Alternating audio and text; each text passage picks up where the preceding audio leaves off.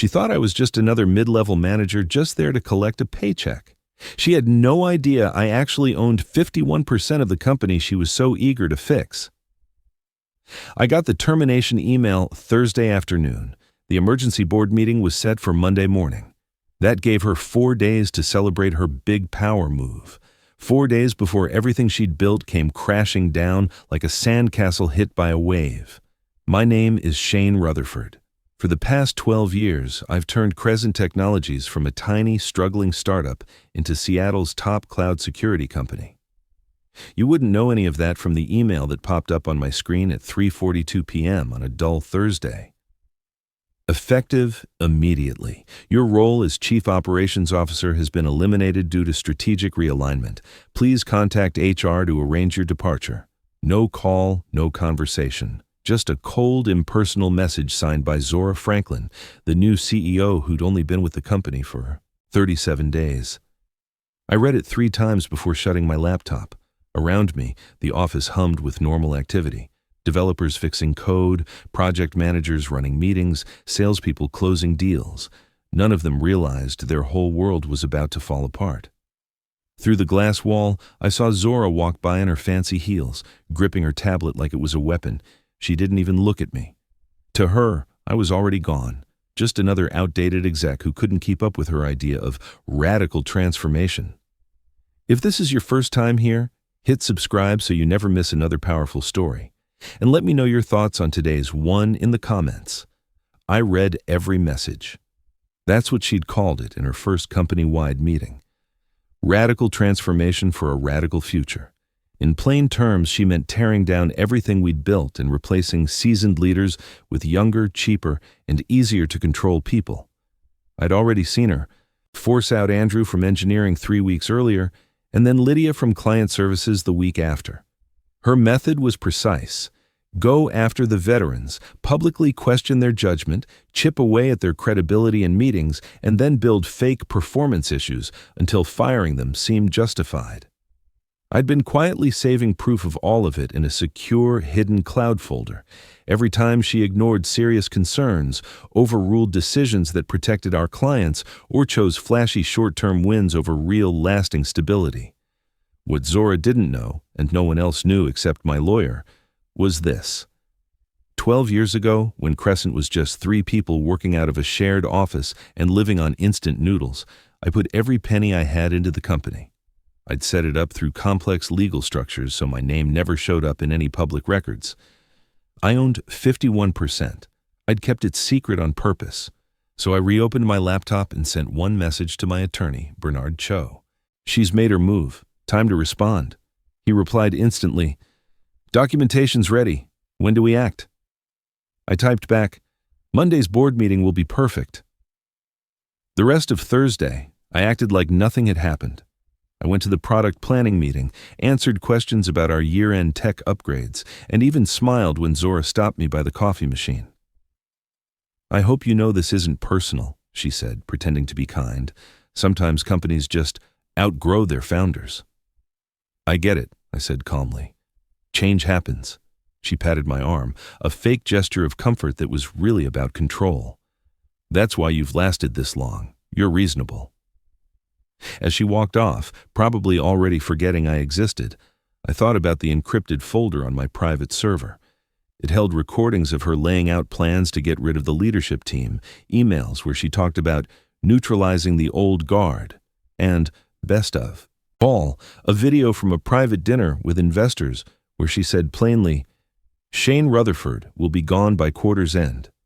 The board sees him as dead weight, not innovation. Once he's out, we can really unlock value." That Thursday night, I sat watching the city lights come on over Puget Sound. Let everyone think I was job hunting. Let them believe I was just another casualty of corporate progress. By Friday morning, I'd gotten 23 messages from coworkers, all polite, all careful. They'd learned from Andrew and Lydia, show too much support, and you might be next. I replied to each with the same calm line. "Thanks for your support. I'm sure this will lead to new opportunities." And it would. Just not the kind they expected. Monday's emergency board meeting was set for 9 a.m. Zora had already sent out her agenda. Item number 6. Leadership optimization outcomes. She had no clue that by item number 7, she'd be the one getting optimized right out the door. Over the weekend, I stayed home preparing. From my office overlooking the water, I went through every piece of evidence. Reports showing her plans would wreck shareholder value, messages proving she deliberately targeted longtime staff statements from 8 people who'd worked with her at past companies. The same exact pattern every time. Her strategy never changed. Show up promising innovation, push out anyone who challenged her, fill their roles with loyal but inexperienced people, cash in fast and leave before the damage caught up with her. At her last job, she'd fired 65% of leadership in under 8 months. Lawsuits followed, but they were settled quietly. Still, the pattern was obvious, and I spent Friday night connecting all the dots. On Saturday, I got a surprise text from Emma Larson, our VP of Security. "Can we talk? Somewhere off-site?" We met at a cafe in Fremont. She looked worn out, stressed in a way she hadn't been just 2 months ago. "She's overhauling security," Emma said right away, "bringing in her own person from her last company. I'm being moved to an advisory role starting Tuesday." "Right after the board meeting," I said. She slid a USB drive across the table. "I've been keeping records every time she broke security rules, cut corners that put client data at risk, or chose her own performance stats over real protection." I pocketed the drive. "Why give this to me? I'm already gone." Emma's laugh was bitter. "Because you're the only one she fired who hasn't signed the severance agreement yet. Legal mentioned it. She's paranoid about what you might do." "Good. Let her wonder." Sunday delivered more evidence through unexpected channels. My network, built over 12 years of actual leadership rather than performative management, provided insights Zora couldn't access. 4 separate sources confirmed she'd been meeting with acquisition firms, packaging Crescents, proprietary security algorithms as potential spin-offs. Our revolutionary encryption system, 7 years in development, was being positioned for a quick sale. But the most damning information came from someone inside her inner circle. Nathan Cross, Zora's hand-picked CFO, sent an encrypted message containing a single attachment. Crescent Technologies, Strategic Roadmap, Confidential. Phase 1. Remove legacy leadership, 85% complete. Phase 2. Restructure for acquisition, in progress. Phase 3. Identify buyers, Q1. Phase 4. Execute sale and exit, Q2. Estimated timeline, 6 months. Projected personal compensation for Zora Franklin, $38 million, or estimated workforce reduction, 55%. The casual brutality was staggering. Crescent wasn't a company to build. It was a company to strip mine for parts. The 600 people who'd built something meaningful were just obstacles to her payday. What made my blood run cold was the notation at the bottom. Board resistance? Minimal. Rutherford's removal eliminates primary opposition.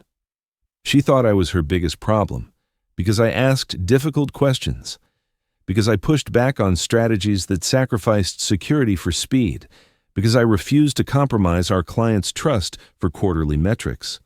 She had no idea I wasn't an obstacle. I was the foundation. By Sunday evening, I'd assembled everything into a comprehensive package. Bernard had reviewed it all. "This is ironclad," he'd said. "But Shane, you could have stopped this weeks ago just by revealing your ownership position. Why wait?" I'd looked out at the city lights, thinking of Andrew's defeated expression during his exit interview, of Lydia's tears when she'd cleaned out her desk, of all the talented people whose only crime was building something worth destroying. Because she needed to show everyone exactly who she is. My word against hers would have been disputed. Her own actions, her own words, that's undeniable. Now, 36 hours. Before the board meeting, I reviewed Zora's latest email. She'd attached her presentation. Crescent 3.0, Accelerating Innovation Through Strategic Evolution. Slide 19 featured my photo under Completed Transitions. She'd already written my corporate eulogy. Monday morning, she'd discover I'd been writing hers. Sunday night, I sat surrounded by evidence that would dismantle Zora's carefully constructed facade. The flash drive from Emma contained more than security violations. It held a complete record of systematic manipulation, that would make a fascinating case study in corporate toxicity. The internal communications were damning. Zora instructed her lieutenants to schedule critical meetings when certain executives had known conflicts, memos about cultural alignment that mysteriously correlated with age and tenure. Performance reviews were retroactively altered after termination decisions had already been made. But the private Slack channels revealed the true depths. Her inner circle of 3 imported executives communicated like hunters tracking prey. Give him rope and he'll hang himself by Friday. Schedule the client review during his kid's graduation. See what he prioritizes. Perfect. Start documenting every minor delay. We'll need ammunition. I photographed each screen systematically, creating redundant backups. In corporate warfare, paranoia is just preparation with a different name. My phone buzzed at 11:17 p.m., unknown number. The message was brief. Check your email, someone who remembers what Crescent used to stand for. The attachment was shaky phone footage from an off-site dinner. Zora is in a private room with potential acquirers, speaking freely. The advantage is that they're engineers, not business people, too focused on building perfect systems to realize they're undervaluing their assets. Once I clear out the idealists and the old guard, we can triple margins within quarters. Rutherford, he's the last real roadblock. Smart enough to be dangerous, but too principled to see what's coming. The laughter that followed made my skin crawl. I added the video to my evidence archive and created a new document. By 2 a.m., I'd compiled everything into a master file. The Systematic Deconstruction of Crescent Technologies, a case study in corporate predation. 174 pages, financial records showing preparation for liquidation, communication logs revealing deliberate targeting, testimony from 11 former employees across her previous companies, video and audio evidence of her actual intentions. My phone rang at 2:31 a.m. Bernard, somehow alert despite the hour. Shane, I just got a call from Zora's legal team. They're offering you an enhanced severance, very enhanced, 8 figures, in exchange for immediate signature on comprehensive NDAs and 0 board contact. I almost laughed. She thinks I want money. Tell them I'm considering it. Request full terms by 8 a.m. You're not? Actually, of course not, but let her think she's winning. Overconfidence breeds carelessness. After hanging up, I pulled out my grandfather's old notebook. He'd built a manufacturing company from nothing in the 70s and survived when everyone said he'd fail. His handwriting was still clear on the first page. Real power isn't what you display. It's what you hold back. The moment they think they know everything, you've already won. He taught me that success wasn't about domination. It was about building something that mattered. Zora had apparently missed that lesson entirely. The final element arrived from an unexpected source. Dr. Raymond Hayes, Crescent's former chief technology officer, whom Zora had forced out in week 1, had been productive. He'd connected with every person she'd displaced, creating a network of former employees who'd been watching and waiting. We're ready to speak on record if needed, his message read. 11 of us. She can't silence this. Many voices. I spent the pre-dawn hours crafting my response for the board meeting. Not a presentation. Zora had monopolized the agenda. Instead, I prepared individual packets for each board member. Plain folders, nothing flashy, nothing to telegraph the explosion they contained. Inside each, an executive summary backed by irrefutable evidence. Financial analysis showing how her liquidation strategy would obliterate shareholder value. Legal assessment of potential discrimination, lawsuits that would drain millions. A timeline demonstrating how every decision aligned with personal profit rather than company health. And on the final page, in simple language, the majority shareholder requests an immediate vote of no confidence in CEO termination. As sunrise painted the Cascades gold, I dressed carefully. Not the expensive suit Zora would expect from someone fighting for their career. Instead, the same simple blazer and khakis I'd worn to my grandfather's memorial. The man who'd Garusu taught me that true strength doesn't need to shout. My phone showed 21 missed calls from Zora's team. The settlement offer had climbed to $14 million by 7 a.m. By 8 a.m., they'd promised $17 million and glowing references. I ignored them all. Instead, I sent one text to the board chairman, Howard Barnes. I'll be attending today's meeting. Please ensure legal counsel is present. His response was immediate. Legal counsel? Is there a threat? Only two lies. Truth needs no defense. By 8:30 a.m., I was in my car heading toward Crescent's downtown Seattle headquarters. The folder with everyone's future sat on the passenger seat, unassuming in its simplicity. Zora thought today would be her victory lap. The board would approve her restructuring. Her compensation package would be finalized. Her path to a massive payday would be clear. She was about to learn what happens when you try to steal something from the person who actually owns it. The underground parking garage felt like a countdown. I sat in my car for a moment, engine silent, watching other employees arrive. Heads down, shoulders tight, the universal posture of workers under siege. My phone buzzed. Leonard Grant, the retired CEO who'd built Crescent alongside me before stepping down 3 years ago. The man Zora had replaced. Conference room C, we need to talk before the meeting. Leonard was waiting, looking older than his 63 years. Retirement hadn't suited him, especially watching his legacy being dismantled. Shane, I've been making calls. What Zora's planning, it's worse than simple cost-cutting. I set my portfolio on the table. The acquisition talks. His eyebrows rose. You know about Velocity Capital. They want our encryption patents and key personnel. Everything else gets liquidated. How long have you known? Board member Daphne Wu reached out Friday. She thought I might have influence. He met my eyes. I told her I didn't. But you do. Pulled out a single folder. Leonard opened it, his expression shifting from curiosity to shock. Rutherford Holdings, 51%. He looked up. All this time? Grandfather always said the best defense is one your opponent never sees coming. Leonard flipped through pages, his face darkening. This recording from the investor dinner, she actually said she was targeting senior staff deliberately? That's just the opening act. Check page 62. He found it, the email chain where Zora explicitly outlined using performance management as a weapon against anyone over 45. Leonard's hands trembled slightly. We hired a predator. No, I corrected. You hired a CEO based on an impressive resume. I inherited a predator. A knock interrupted. Emma peered in, face tense. Meeting starting. Zora's already in the boardroom setting up. She looks confident. Leonard stood, folder in hand. What do you need from me? Watch. Remember who built this company. And when the vote comes, remember who's trying to destroy it? The walk to the boardroom felt both endless and too brief. Through glass walls, I could see the board assembling.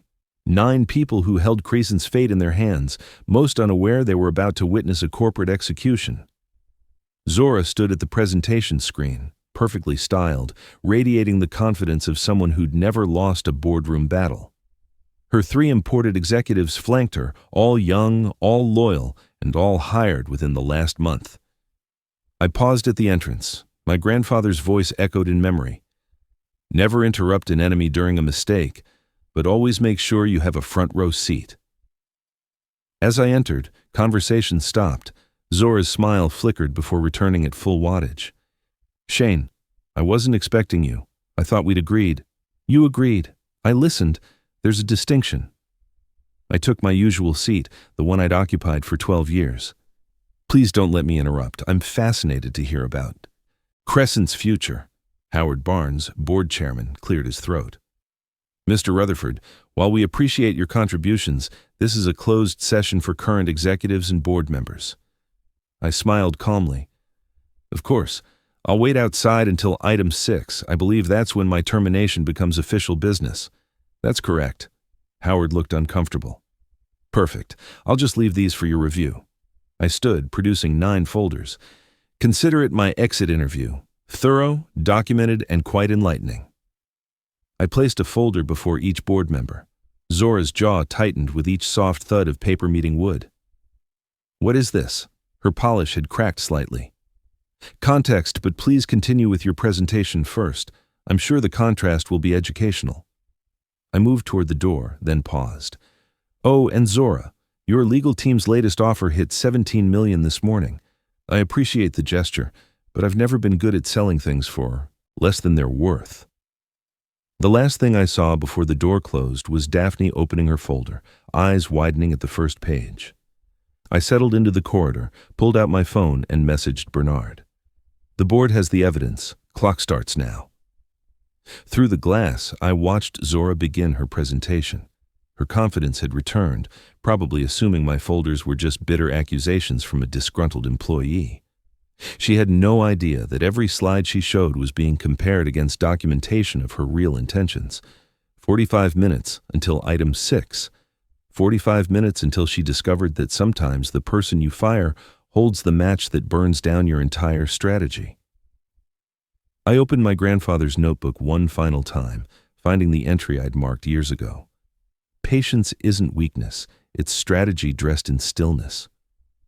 The meeting had begun. The trap was set, and Zora Franklin was about to learn why you should always verify ownership before you try to claim something as your own. Through the glass walls, I watched Zora command the room with practiced precision. Her slides gleamed with corporate perfection, growth projections trending upward, efficiency metrics in green, and transformation timelines promising revolutionary change. To anyone not holding a folder full of evidence, she probably looked like exactly what a company needed: decisive leadership with clear vision. As you can see, her voice carried through the door. Our Q2 projections show 47% improvement in operational efficiency following restructuring initiatives. What the graphs didn't show were the human costs. Each percentage point represented careers destroyed, families disrupted, and brilliant minds pushed out for being experienced and expensive. Board member Daphne Wu raised her hand, the first interruption I'd seen. Ms. Franklin, before we continue, I think we need to address this documentation. What documentation? Zora's smile stayed fixed, but her posture shifted. Howard Barnes looked deeply uncomfortable. It appears Mr. Rutherford has provided some concerning information about restructuring methods. Disgruntled employee tactics, Zora dismissed with a wave. Bitter accusations from someone who couldn't adapt. This is exactly why we need forward-thinking leadership. People who confuse emotion with business have no place in modern corporations. Daphne's voice cut through. These aren't accusations. These are emails from your account with your digital signature, timestamps, and metadata. The room's energy shifted. Board members flipped through pages, expressions morphing from skepticism to alarm. Let me see that. Zora moved toward Daphne's seat. Daphne pulled it back. I think you've seen enough considering you wrote most of it. Through the door, I heard papers rustling and voices reading excerpts aloud. Target the veterans first.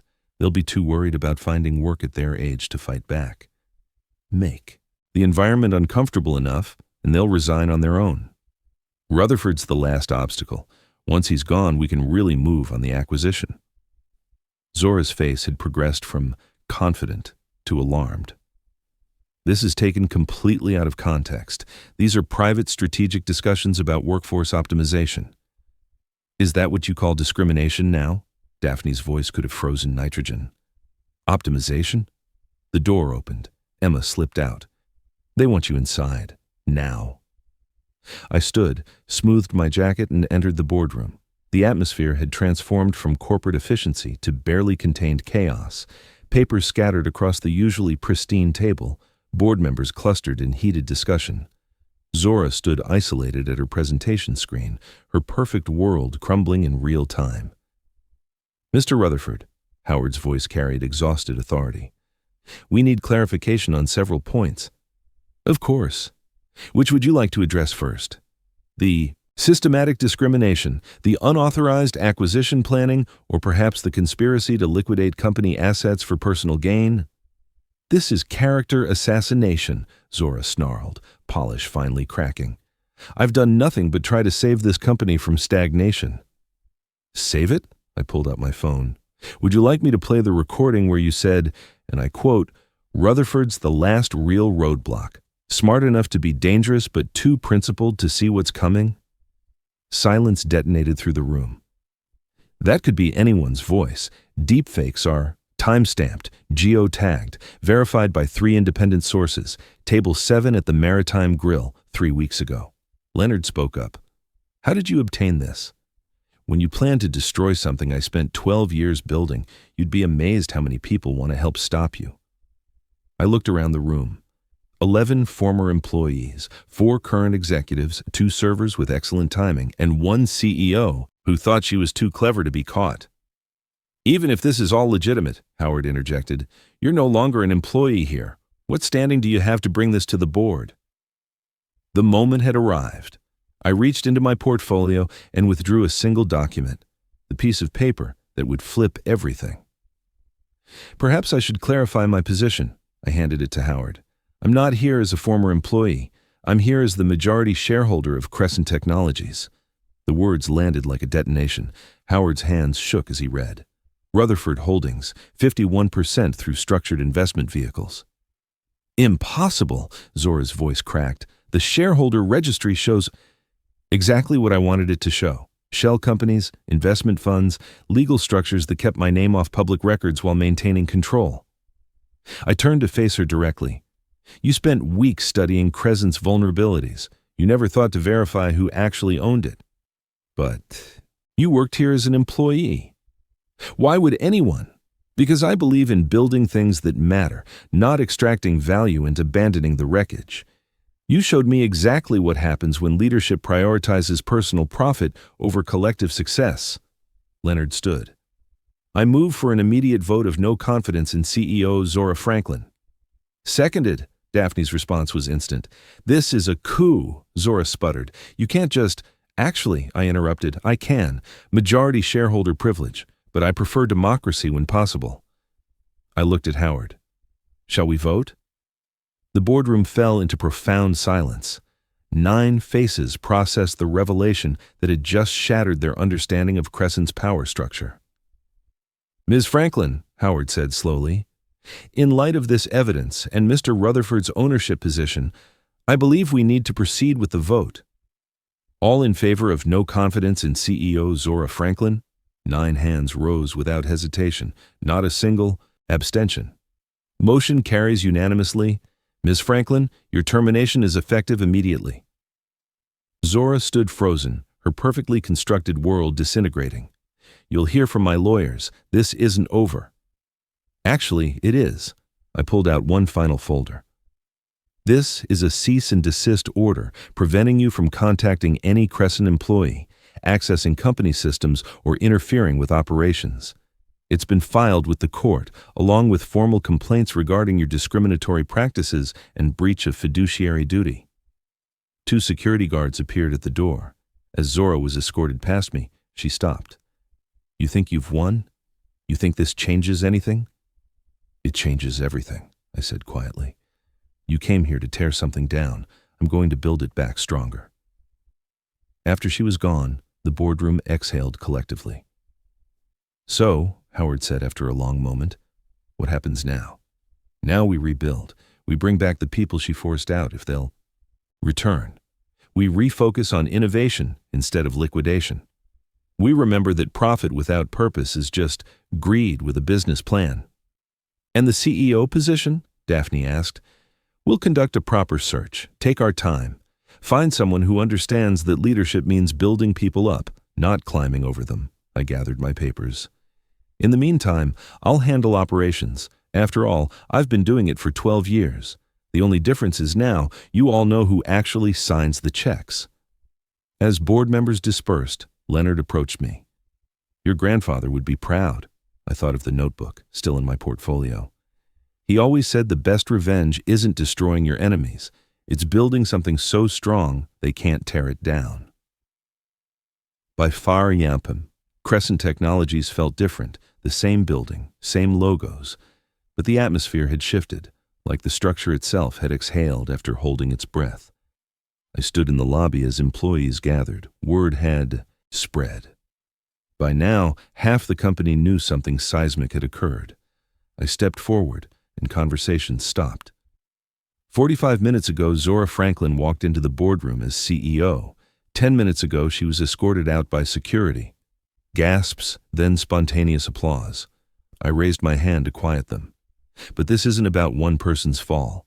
It's about remembering that companies are built by people, not extracted from them. I spotted Andrew in the crowd, disbelief on his face. Effective immediately, all terminations from the past month are under review. If you were forced out, please contact HR. We want you back. The applause was deafening this time. I need to share something else. For the past 12 years, I've held majority ownership of Crescent through private investment. I kept this quiet because I wanted to work with you as a colleague, not above you as an owner. Silence. Processing.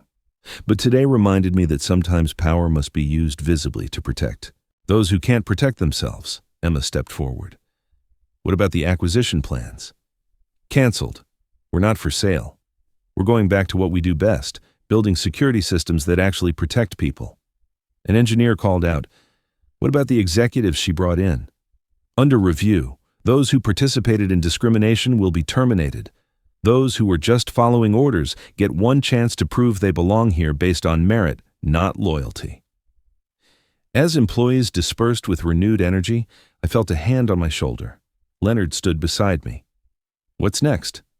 First, we rebuild trust. Then we get back to work. By 6 p.m., I was back in my office, my real office. The leather-bound notebook lay open on my desk. I added today's entry in careful script. Power concealed too long becomes complicity. Power revealed too early becomes weakness. The art is knowing when the moment arrives. Today was that moment. A knock. Emma stood in the doorway. I got the call. HR wants me back. Same position, same compensation. Formal apology from the board. She paused. I said yes, but Shane, I need to know this won't happen again. Sit, I said. What would it take for you to feel safe? Transparency, real whistleblower protection, a board that pays attention. She met my eyes. And maybe leadership that doesn't operate in shadows, even with good intentions. Fair point, which is why I'm proposing changes. Employee representation on the board, anonymous reporting systems, full disclosure of major shareholders. I paused. No more secrets. Emma smiled. When do I start? Monday, but take time if you need it. After she left, I turned to the window. Somewhere in the city, Zora Franklin was probably already spinning her narrative, turning her 6-week tenure into a triumph of strategic vision. Let her. The business world has a way of marking its predators. My phone buzzed, a message from 11 former employees across Zora's previous companies, offering to testify if needed. The network of resistance she never saw coming. I closed my laptop and headed for the elevator. In the lobby, Emma's father, our night security guard Wayne, smiled broadly. Hell of a day, Mr. Rutherford. That it was, Wayne. My daughter said you stood up for them, said you promised to protect them. I did, and I will. As I walked to my car, I thought about all the corporate predators out there, the ones who see companies as carcasses to strip rather than communities to nurture. We'd won this battle. But the war continues daily in boardrooms everywhere. Tonight, though, Crescent Technologies was safe. 600 people would sleep better. Innovation that could protect millions would continue. And one predator had learned that sometimes the person you dismiss holds the power to end your entire strategy. The parking garage echoed with my footsteps, but it didn't feel empty. It felt like possibility, like the first page of a better chapter. Zora Franklin had been erased from our story in 6 hours. Her legacy, fear, division, and destruction would take longer to heal. But we would heal. We would rebuild. And we would remember. Because that's what you do when someone tries to burn down your house. You don't just extinguish the flames. You build it back stronger, with better safeguards and clear warnings. And you never, ever forget who struck the match. Thanks for listening to this story. I'd really love to know where you're joining from. Feel free to drop a comment below so we can connect. If this narrative of corporate accountability struck a chord with you, please consider subscribing to the channel and sharing your perspective. What would you have done if you were in Shane's shoes? I'd love to hear your thoughts. Let's chat in the comments.